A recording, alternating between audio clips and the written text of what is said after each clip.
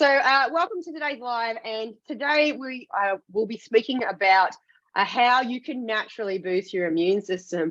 So full disclaimer, I am currently suffering from a very low immune system and am here feeling about 80%. So my comrades here, Dr. Oz and Chelsea Jean, will be conducting the majority of today's conversation. Today's conversation is all about immunity. So my name's Loz. I'm a healthy habit coach. I help people eat, breathe, sleep, move, and hydrate more effectively so that they can find more performance, focus, and confidence in their life, and hopefully some more happiness, health, and vitality as well.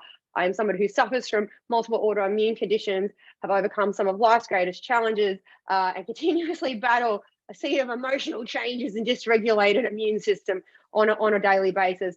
But I will introduce the other people here today, the superstars for today. The lymphatic system and the immune system are really tightly engaged with each other. We have 15 litres of lymph in our body where the immune system hangs out. So you've got T cells and B cells and antibodies running around in your lymphatic system. And, you know, the lymphatic system will transport these immune cells around to your body. So a good example, I'm just going to lead with a pretty, maybe a little controversy here.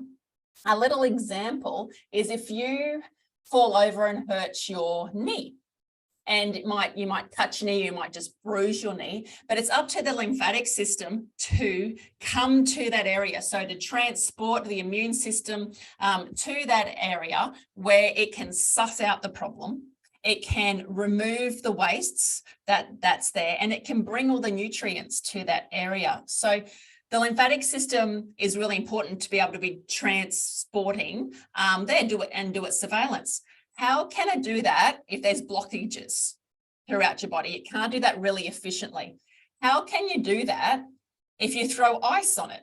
If you throw ice on that area and slow down, the function of the lymphatic system as well. So I just want to say that ice is great for breaking bones, but if you have a look at it this way, the ice is going to slow down the function of the healing of your body. So the transportation of immune cells is in the lymphatic system. It has to happen. It has to get there. Those T and B cells have to be able to remove those pathogens, remove viruses, and then all of the good nutrients can get to the area of concern. So that's how the lymphatic system generally relates to immune. What are some of the things that you've sort of noticed in your clinic, Oz, when we're talking about people like me?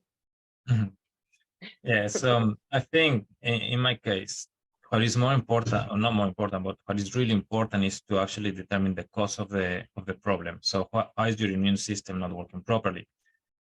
Two of the main reasons, there are many other, but two of the main reasons that I always find here in the practice are, number one, inflammation, number two, stress.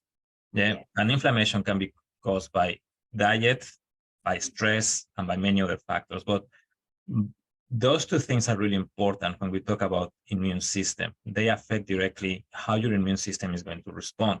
Then knowing exactly the level of inflammation that you have in the body and understanding how are you coping with stress, and if you have some sort of, for example, neuroinflammation that is causing that the stress levels go up, or you can deal in a more kind of difficult situation with complicated situations, is important. So one of the things that I do is do a test for inflammation.